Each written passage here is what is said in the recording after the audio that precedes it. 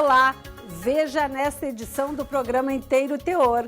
Justiça decide que a Universidade Federal de Minas Gerais pode usar animais para pesquisa científica. Qual a função do feedback?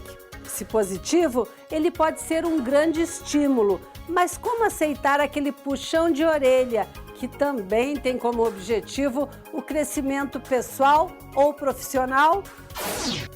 Na entrevista especial da semana, converso com a desembargadora federal Gilda Sigmaringa Seixas sobre os juizados especiais federais. Está no ar Inteiro Teor, um programa do TRF da Primeira Região.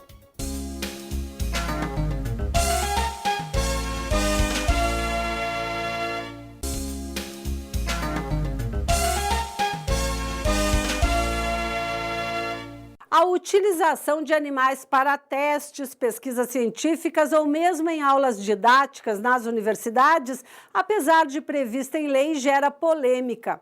Acompanhe um caso que chegou à Justiça Federal, na reportagem de Daniela Garcia. Nas faculdades de medicina e em laboratórios credenciados, é possível encontrar animais que serão utilizados para testes, pesquisas científicas, aulas didáticas ou técnicas cirúrgicas, no caso das universidades. Mas o uso de roedores, porcos, cachorros ou qualquer outro bicho, apesar de previsto em lei, gera polêmica. As organizações protetoras dos animais, por exemplo, são totalmente contra. O protetor de animal, ele preserva a vida, né? Nós somos norteados por uma filosofia de preservação à vida. Então, a gente não concorda muito com essa metodologia da utilização de animal para experimentos. Embora que a gente reconheça a importância da utilização para a vida humana. E realmente é importante, segundo este professor do curso de medicina de uma faculdade de Brasília. Ele explica que se fosse proibido o uso de animais em pesquisas, dificultaria bastante a aquisição de novos conhecimentos que poderiam beneficiar a saúde humana. O professor esclarece ainda que atualmente a utilização dos bichos é bastante controlada. Então, a gente trabalha com o princípio, todas as comissões de ética, com os princípios dos 3 R's, né? Os 3 R's, que seria a substituição, a redução e o refinamento. Então, usa-se o mínimo de animais possível, quando você não pode substituir, e se usa da melhor forma possível, com o mínimo de sofrimento, né? Em experimentos que vão ser mais invasivos, como cirurgias, não é permitido se fazer cirurgia sem uso de anestesia geral. O que se fala hoje em dia é que existem outros métodos alternativos que poderia vir auxiliar nesses estudos, tipo simulação em computador, cultivo de células in vitro e outros mais que a gente escuta que poderá futuramente vir a substituir a utilização de animais para experimentos. Segundo o professor, a busca é sempre por métodos alternativos. Eles usam, em certos casos, por exemplo, esses bonecos, mas nem sempre é possível substituir. Então, algumas situações em que ele precisa adquirir habilidades técnicas cirúrgicas que o método alternativo não possibilita, né, porque muitas vezes o boneco não vai sangrar, né, o boneco ele não vai ter as variáveis que podem ocorrer ao longo de uma cirurgia. Então, alguns institutos ainda utilizam desses recursos animais para treinar essas habilidades cirúrgicas. Existem até comissões de ética para evitar que abusos ocorram, e ativistas também ficam de olho. Em outubro de 2013, dezenas de pessoas invadiram o laboratório de um instituto em São Roque, a 60 quilômetros de São Paulo, porque o grupo suspeitava que cães da raça Beagle estavam sofrendo maus tratos ao serem usados em pesquisas e testes de produtos cosméticos e farmacêuticos. À época, o Instituto classificou a invasão como ato de terrorismo e afirmou que a ação dos ativistas ia contra o incentivo a pesquisas no Brasil. A empresa sempre negou as acusações e chegou a encerrar as atividades, alegando perdas irreparáveis após a ação e crise na segurança, que colocava em risco a integridade dos colaboradores. O caso está na Justiça e há outras situações parecidas chegando ao Judiciário. Uma associação civil sem fins lucrativos, sediada em Salvador, na Bahia, entrou na justiça contra a Universidade Federal de Minas Gerais com o objetivo de impedir que a instituição de ensino usasse animais em qualquer experimento ou aula didática. A ONG alegou que a prática é antiética e contrária à legislação protetiva dos animais e que existem métodos alternativos eficazes. O juiz federal Marcelo Douzani, da 16ª Vara Federal da Seção Judiciária de Minas, negou o pedido do Instituto Abolicionista Animal. Para o magistrado, a proteção constitucional conferida aos bichos deve ser ponderada juntamente com o não comprometimento da saúde humana. Ele ressaltou ainda que existe uma lei que trata do uso de animais para fins de ensino e pesquisa. A testemunha que veio a juízo e outras provas também foram eloquentes em dizer que sim, usamos animais para ensinar nossos alunos a preparar cirurgias, a fazer ressecção de tecidos e de órgãos. Nós fazemos isto, mas obedecemos aos padrões que a própria lei estabelece, qual seja, o animal tem que estar sob efeito analgésico, tem que estar sedado. O juiz considerou ainda outros argumentos da universidade para concluir que não houve ilegalidade ou ato antiético por parte da instituição de ensino. Como se vai preparar um médico, um cirurgião, que tenha passado a sua vida acadêmica apenas treinando em manequins? É como, desculpem a comparação, é como confiar em um piloto de um avião que tenha feito o seu curso de pilotagem apenas em simuladores. É preciso aprender a voar voando também. E, a meu sentir, o acadêmico de medicina e de outras áreas afins, ele aprende a tratar do corpo humano, essencialmente, a partir do estudo e análise de organismos similares. Não existem métodos ainda disponíveis 100% para substituir todos os experimentos que se faz hoje com animais.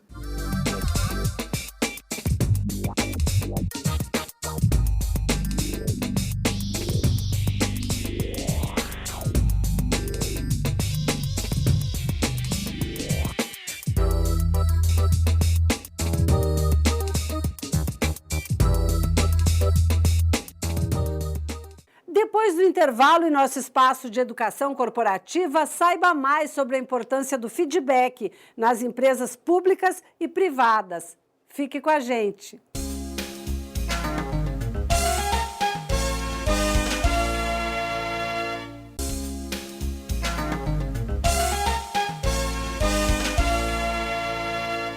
Como aceitar um feedback negativo? A difícil arte de corrigir de um jeito amigável o que não vai bem na empresa ou na vida pessoal. Acompanhe a reflexão.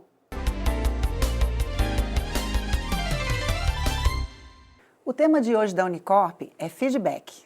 Feedback vem do inglês realimentar. O feedback é um retorno que damos a alguém sobre coisas que correram bem ou sobre coisas que precisam melhorar. Muitas pessoas associam o feedback a um puxão de orelha, a uma bronca, mas não é essa a sua finalidade. O feedback tem sempre o objetivo de crescimento pessoal ou profissional. Aí vem outra questão que também confunde muita gente. Feedback não é usado só na empresa, ele também é usado e muito na vida pessoal. Na verdade, em nossas vidas, nós nadamos num oceano de feedbacks. Chefes, colegas, clientes, amigos, todos têm sempre muitas sugestões para melhorar o nosso desempenho, às vezes até a nossa aparência. Quando vai tudo bem, nosso feedback será positivo e vai ser muito fácil de dar. Afinal de contas, quem não gosta de ser reconhecido e elogiado? O feedback positivo é um grande estímulo para que as pessoas façam coisas cada vez melhores, seja na vida pessoal ou no trabalho. É uma excelente oportunidade para nós mostrarmos às pessoas que nós estamos acompanhando o que elas fazem e que aquilo é importante para nós e para a empresa. Mas, quando o assunto são coisas que não estão bem e temos que dar um feedback negativo, a situação é bem mais delicada. Nesse caso, precisamos lembrar que uma relação de confiança e apoio mútuo requer que a gente fale a verdade e que o outro tenha oportunidade para corrigir o que não está bem. Com o nosso feedback, ele saberá exatamente quais pontos precisa mudar e terá um bom progresso. Para que o feedback negativo tenha bons resultados e realmente signifique uma oportunidade de crescimento para quem recebe, nós devemos tomar alguns cuidados. O primeiro deles é falar sempre a verdade. Feedbacks não combinam com mentiras. O segundo cuidado é falar com respeito e serenidade. É preciso lembrar que a pessoa que está do outro lado está passando por um momento difícil. Afinal de contas, é muito ruim receber críticas. O terceiro cuidado é falar sobre o comportamento e jamais sobre a personalidade da pessoa. Se ela é bonita, se ela é feia, se ela é alegre ou se ela é triste, não é um caso para um feedback, e sim o que está sendo feito ou não. O quarto cuidado é citar fatos concretos, dar exemplos reais do que deve ser mudado, evitando rótulos e meras impressões pessoais. O quinto cuidado é a confidencialidade. Feedbacks negativos só devem ser dados diretamente à pessoa ou ao grupo envolvido. Jamais expõe as pessoas. E quanto a quem recebe um feedback? Nesse caso, também há alguns cuidados que devem ser tomados, pois devemos aproveitar esses momentos de escuta produtiva e de aprendizagem. Se for um feedback positivo, cuidado com o orgulho e com a arrogância. Ele é um estímulo para que continuemos no bom caminho. Já nos feedbacks negativos, há 3 reações que são muito comuns e que nós também devemos tomar cuidado quando a gente recebe. A primeira reação típica é negar tudo. O meu chefe, eu não fiz nada disso, isso não vale para mim, não é assim. A segunda reação comum é desmerecer a pessoa que está dando feedback. Meu chefe não sabe de nada, essa pessoa nunca viu nada disso, ela não tem condições de me criticar. E a terceira possibilidade já é o oposto da rejeição. É exagerar o que foi dito e se sentir o maior dos fracassos. Para fugirmos dessas armadilhas, nós devemos nos predispor a ouvir e buscar entender o que a pessoa está dizendo. O melhor a fazer é respirar fundo e iniciar uma conversa produtiva. Temos o direito de perguntar, de esclarecer, de eliminar distorções no nosso entendimento. Nós podemos e devemos pedir sugestões e debater as ideias para melhorar. Aproveitar o momento para receber os melhores conselhos de quem sabe e alcançar excelentes resultados. Isso é maturidade. Nós sabemos que o feedback é essencial para os relacionamentos saudáveis e para o desenvolvimento profissional. Dessa forma, ajudando as pessoas a se aprimorarem e reconhecendo o que fazem realmente de bom, nós teremos muitos momentos de crescimento com nossos colegas de trabalho e com a nossa família e amigos. Até o próximo encontro. Depois do intervalo, eu converso com a desembargadora federal Gilda Sigmaringa Seixas sobre os novos desafios dos juizados especiais federais. Até já!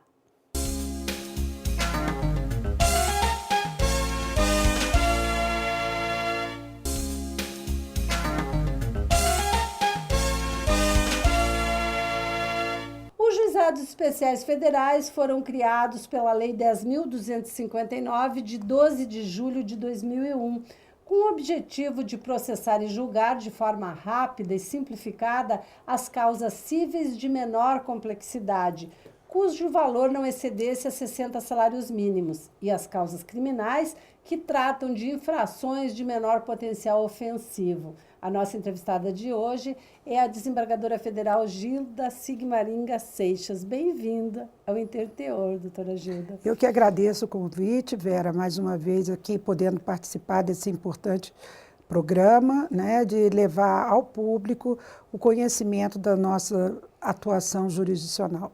E a senhora já tem atuado, já vem atuando há muito tempo nos juizados especiais federais. Vamos começar falando da sua experiência aqui na Justiça Federal do Distrito Federal, que a senhora trabalhou durante 5 anos. Como é que foi essa experiência? Então, eu, quando vim removida de Belo Horizonte para Brasília, eu instalei a 26ª Vara, que é uma vara de juizados especiais federais, e naquela oportunidade fui designada para ser coordenadora dos juizados especiais. Instalei os juizados especiais aqui do Distrito Federal, com 4 varas, que até hoje nossa magnífica estrutura vem colocando à disposição do cidadão um excelente trabalho. Agora, a senhora começou com uma estrutura menor, tudo foi uma conquista. Como é que era esse Sim, início nós começamos o nosso juizado aqui no Funasa, né, no 9º andar. Era uma sala mais modesta, não tínhamos uma estrutura de atendimento ao cidadão. E quando nós nos mudamos lá para 510 Norte, foi que aí nós pudemos realmente nos instalarmos com dignidade e colocarmos uma estrutura para o jurisdicionado, para aquele cidadão carente, realmente que precisava de um serviço, de um atendimento mais diferenciado, com sala de perícias, instalamos um núcleo de assistência judiciária que, diga-se de passagem, foi um garantidor, vamos dizer, do acesso daquele jurisdicionado mais carente, porque o que é importante frisar é que a Lei dos Juizados Especiais Federais abriu as portas de entrada para o cidadão, para o Poder Judiciário, né? Sem a necessidade de advogado. Então, o jurisdicionado teve o jus postulante, ele pôde ir à justiça, né, e fazer a sua demanda. Ou seja, aquelas pessoas aquela demanda reprimida, né, houve o ingresso dessas pessoas ao Poder Judiciário, né? Eles recorreram ao Poder Judiciário para fazer valer seus direitos. Pessoas que nem tinham acesso à Justiça Federal, nem tinham ideia do que era. Sim, nem tinham ideia do que era e nem a ideia do que direito tinham, né? Então, eles, ao chegarem ao posto do juizado, a nossa seção judiciária, eles eram atendidos por advogados, núcleo de assistência judiciária, eles tinham a sala da OAB, nós temos a Defensoria Pública, que presta um relevante serviço à população, e bem como os procuradores federais, e atualmente temos também a nossa central de conciliação, que eu também, na qualidade de coordenadora da conciliação, que exerci essa função, essa nobre função por 4 anos aqui no Distrito Federal, instalei ali e que atualmente presta um relevante serviço na medida em que, com o novo Código de Processo Civil, que vamos ter um capítulo sobre a conciliação, hoje a adoção de formas alternativas de solução de conflitos é a maneira mais justa e célere de se prestar a jurisdição. E a senhora que atuou nessas duas áreas, o Juizado Especial Federal e também na conciliação, de que forma eles se complementam? Porque um vai à justiça, vai até aquela pessoa mais carente, e a conciliação torna mais ágil esse processo, não chega necessariamente nem a entrar com o processo dentro dessa nova proposta do Código de Processo Civil. Em que ponto eu posso achar relevante isso? Acho que a conciliação ela está dentro dos juizados especiais, na medida em que aquele jurisdicionado que procura a justiça e que consegue fazer do seu litígio, da sua contenda, a conciliação desse problema e que sai dali com o seu problema resolvido, gente, isso é a glória, eu digo, tanto para nós, magistrados, quanto para o jurisdicionado e também para a outra parte, que no nosso caso seria o ente público, né? Vamos dizer, as ações contra a Previdência Social. Eu poderia citar o exemplo de um segurado da Previdência Social que teve o seu auxílio-doença cortado, cessado, e que ainda permanece doente. Ele vai até a Central de Conciliação, lá nós temos um excelente trabalho prestado por peritos da Previdência e procuradores federais, com a presença de um juiz, de um conciliador devidamente capacitado, e ele ingressa com uma reclamação pré-processual. Esta reclamação pré-processual vai para a central de conciliação. Se conseguirmos fazer o acordo, se realmente esse segurado estiver doente, for atestado pelo perito, essa reclamação pré-processual, ela não vira processo. Dali, o segurado ele sai com o restabelecimento do seu benefício e satisfeito com o serviço prestado pela Justiça. Doutora Gilda, só na primeira região são mais de 1.200.000 processos que tramitam só no JEFs. Como os juízes conseguem atender uma demanda tão alta?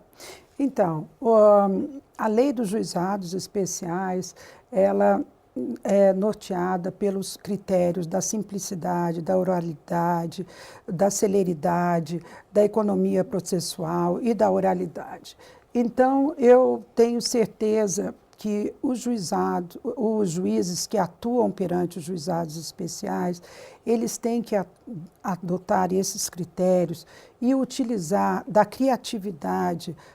Cada um atua daquela forma em que ele realmente acha que vai ser mais eficaz e eficiente para atingir a justa demanda, né? O resultado justo do processo. E a criatividade que a senhora fala se deve muito à atuação dos servidores, dos magistrados, com mutirões? Sim, a criatividade que eu te digo, que eu falo, é que, veja bem, nossa região, ela abarca 14 estados. Então, a realidade que nós temos no Amapá, ela é diferente da realidade da Bahia, como ela é diferente da realidade aqui no Distrito Federal. Aquele juiz que está em Tabatinga, lá no Amazonas, ele conta com uma estrutura, é uma subseção, né? Então ele conta com uma estrutura menor e ele tem que se utilizar, vamos dizer, da ajuda de universitários para serem conciliadores, da colaboração de pessoas da comunidade para atuarem como conciliadores, os universitários, os servidores realmente fazem instrução de processos e eu acho que este é o espírito dos juizados especiais, sabe? O espírito da simplicidade e da informalidade. Os juízes, muitas vezes, fazem audiências coletivas, né? E também as conciliações que eu lhe disse, as conciliações não só pré-processuais, mas as conciliações processuais também, já no curso do processo. Agora, também a gente tem acompanhado a senhora na coordenação dos juizados especiais federais, agora na primeira região. Recentemente, a senhora esteve numa parceria com a JUF, foi um juizado de uma... Lá em Corumbá, Ações da Cidadania. De cidadania. Como é que foi? Então, nós fizemos uma parceria com a terceira região e que nós... saiu um navio de Corumbá e foi até Cárceres, né? Eles foram pelo Rio Paraguai, atendendo a população ribeirinha e foi uma experiência muito exitosa, não só de levar justiça a essas pessoas excluídas, mas também um trabalho de conscientização de que a Justiça Federal existe, né? Qual o propósito aqui estamos aqui? Os juízes tiveram a oportunidade de levar esse conhecimento àqueles mais excluídos que não têm acesso à justiça. Agora, a senhora tem uma extensa programação também de novos mutirões, novas realizações de juizados especiais federais na primeira região. A senhora poderia destacar algumas dessas previsões? Então, nós temos agora, com o aniversário da Lei 9.099, que vai ser agora em setembro, a Corregedora de Justiça, a ministra Fátima Nancy, nos chamou para uma reunião para que fizéssemos um esforço concentrado com todos os magistrados da primeira região que atuam perante os juizados especiais federais e a turma recursal, no sentido de realizarmos mutirões com os processos já existentes. Porque assim, Vera, fazer mutirões itinerantes é muito emocionante, é muito desafiador levar à justiça realmente aquelas pessoas que não têm ideia do que seja justiça, né? Muitas vezes essas pessoas não têm nem ideia do que sejam os seus direitos, não têm documentos, são pessoas realmente excluídas. Mas a nossa proposta, o nosso desafio atual da coordenação dos juizados especiais é resolver os processos já existentes. Então, nós temos cerca de 1 milhão, como você estava falando, 1.200.000 ações propostas na Justiça Federal. Temos que dar conta desse processo, nós temos que dar resposta aos jurisdicionados dessas ações, que já ingressaram com essas ações. Então, o meu maior desafio atualmente na coordenação dos juizados especiais é dar a justa resposta ao jurisdicionado. Doutora Gilda, muito obrigada pela sua participação em nosso programa. E o Inteiro Teor fica por aqui.